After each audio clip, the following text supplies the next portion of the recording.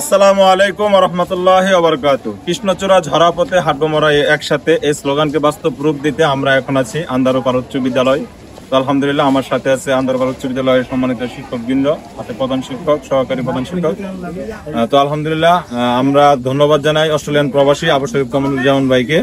ওনার অর্থায়নে আপনার নকল অদম্য মেধাবী সংস্থার ব্যবস্থাপনা আলহামদুলিল্লাহ শেরপুর জেলাকে প্রাকৃতিক রূপে সৌন্দর্য করার জন্য আমাদেরকে কৃষ্ণচূড়া গাছ প্রত্যেকটা স্কুল, মাদ্রাসা, মসজিদ, প্রতিষ্ঠানে উপহার দিয়েছেন।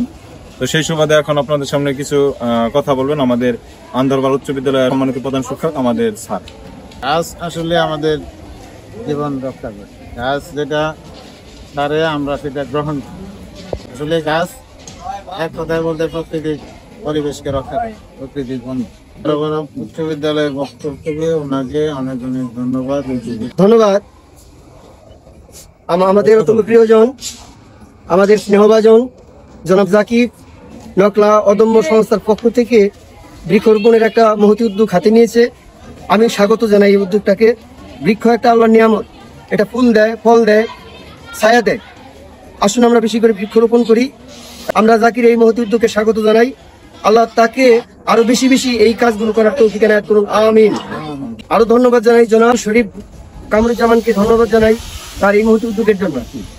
ধন্যবাদ, সবাই ভালো থাকবেন, সুস্থ থাকবেন। আসুন গাছ লাগাই, পরিবেশ বাঁচাই।